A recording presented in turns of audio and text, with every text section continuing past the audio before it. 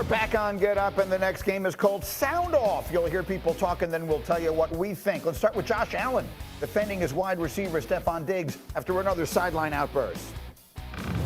He's a competitor. He's a fiery competitor. I'm tired of hearing all this nonsense from people because there's a lot of guys in the league that have that same fire that don't get talked about. But, you know, he's a lot of our juice on the sideline, making sure that the offense is staying up and as energized as possible, and we feed off of that. Harry, what do you think? No, I agree with him. When we see Tom Brady do it, we didn't see anybody get upset about it. Stephon Diggs, as long as the Buffalo Bills understand who he is and what he means to their football team, then they're going to be okay. He's a guy that's passionate. He loves the game. He wants to win. He also wants the football, but he wants to do everything in his range to make sure the Buffalo Bills are winning football game. All right, we'll talk more about them a little bit later because I think that's interesting and the comparison there. In the meantime, let's go to the next one. Kirk Cousins, with the Vikings season on the brink, talking about his no-trade clause. Listen. You know, I'm just very focused on the Bears and going 1-0 this week, and anything else is just not worth my time or energy or attention. Can't help but notice he didn't say, I definitely want to finish the season here. Kmart, is there a chance he gets traded? Not to your Jets. No, I mean, here's the thing. It's a little early to say that he will get traded. They're going to be without Justin Jefferson for 4 games. They have to see where they are after those 4 games. He could be dealt, but it won't be to Florham Park. They've got a couple more weeks before the trade deadline. They will not get Justin Jefferson back before that, no matter what. Then let's get to Joe Burrow and his calf. He had a breakout game last week against the Cardinals. He was asked how he's feeling now. Here's what he said. Is there a percentage you would put on yourself right now? It's hard to say. I'm confident that I can run around and extend and make plays right now. So tough to say percentage-wise, but we're pretty close. Pretty close, and the division didn't run away and hide. And Dan, as you look at the tape, is Joe Burrow back to being Joe Burrow? He is. It's the closest we've seen this year to Joe Burrow looking like Joe Burrow. Their offense didn't change really at all versus Arizona last week. It was still their heavy 2x2 RPO, 3x0 RPO, but it was the 4 or 5 plays that Joe was able to get out of the pocket and make a final touchdown when he's, again, moving from that defender, creating extra time, and then finding Jamar Chase. We have not seen that Joe Burrow this year. The fact that he did it last week and has even said this week, I'm the closest I've been to 100%, so coming off of that performance, I feel so much more confident in saying the Bengals, at least offensively, are very much so back. As I watch that tape, the 2 things you notice are, yes, Burrow looks so much better. The second, Jamar Chase is just so ridiculous. He's always open. He's unbelievable. Why is he always open? You're a receiver. He says he's 7'11". How is it that everyone in the world, including me on my couch 1,000 miles away, knows they want to throw the ball to him, and yet he's always open? Because he's a special talent. He has that it factor. I look at this first touchdown right here, the ability, the lower body strength to be able to stop, reverse pivot outside and catch that football. I've seen a lot of receivers in that situation get pushed out of bounds, and the quarterback has nowhere to go. But you talk about a guy that has that relationship with Joe Burrow as well that goes back to their college days. So when those 2 guys are on one accord, we're going to see some lethal and exceptional stuff. It is impossible to believe that he and Justin Jefferson were on the same college team. It's no wonder, and with Joe Burrow as the quarterback, it's no wonder they set every offensive record in the history of the sport. They got to win against Seattle, though. They have to win this week. But it's not just Seattle. So look at their schedule. Are they back? I don't know. Is Joe Burrow back? I don't know. They have to go through Seattle, right, San Francisco, Buffalo, Houston, Baltimore, Pittsburgh. From the jump, I said you cannot count these Bengals out because I've watched them when everybody thought, even before the last couple of years, everybody was like, oh, the Bengals aren't going to do anything. They figure out how to disprove a lot of what people think. But still, against the Arizona Cardinals, that was a good first step. But you need to see Joe Burrow do it again and again and again. And this calf, we're going to be talking about this all season, in my opinion. So it's not just beating the Cardinals. It is, the division is wide open.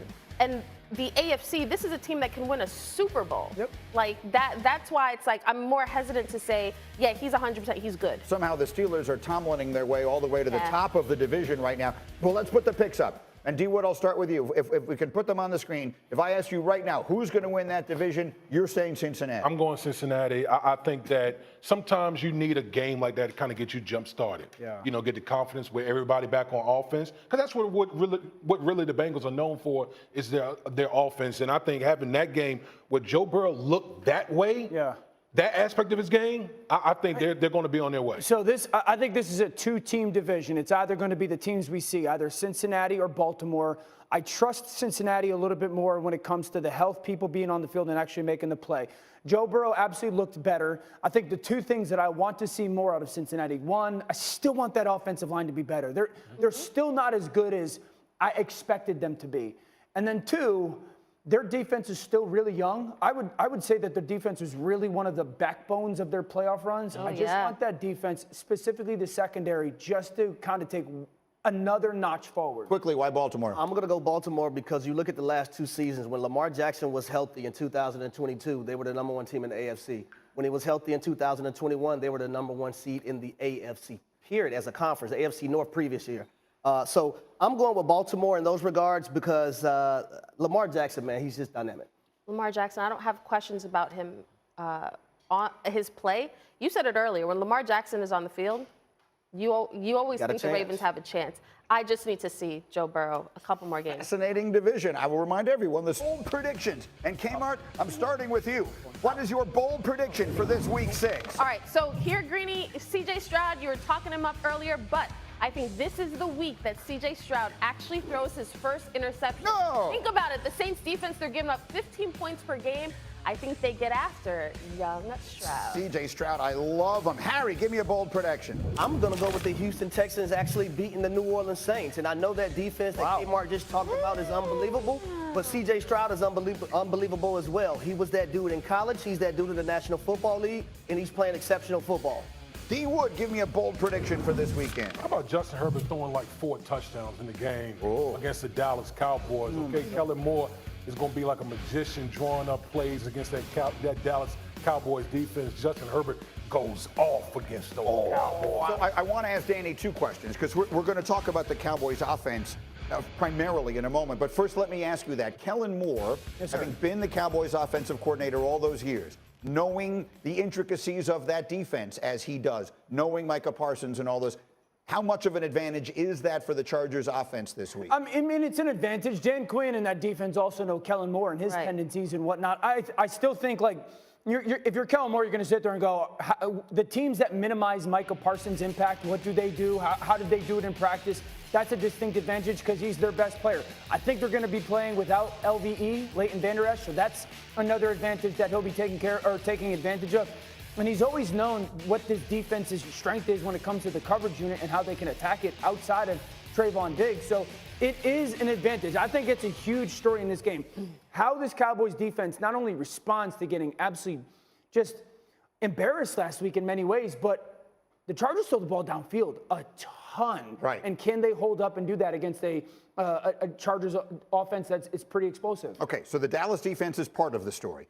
But clearly the story of last week and candidly much of this season has been the underwhelming Cowboys offense. And Dan, you've got 3 keys for them to get it fixed. If you're not going to throw the ball to CeeDee Lamb, trade him. There was no reason for you guys to take him in the first round if we're just going to line him up and treat him like any other receiver. So consistently, this football team lines him up in the slot, which is that number 2 receiver in between the ball and an outside receiver, and they just ask him to run relatively basic routes. There's very little movement with him. There's very little trying to create a matchup and or leverage with him to try to allow his skill set to be the dominant thing. So if you're not going to use him as a number 1 receiver, whether you think he is or isn't, trade him.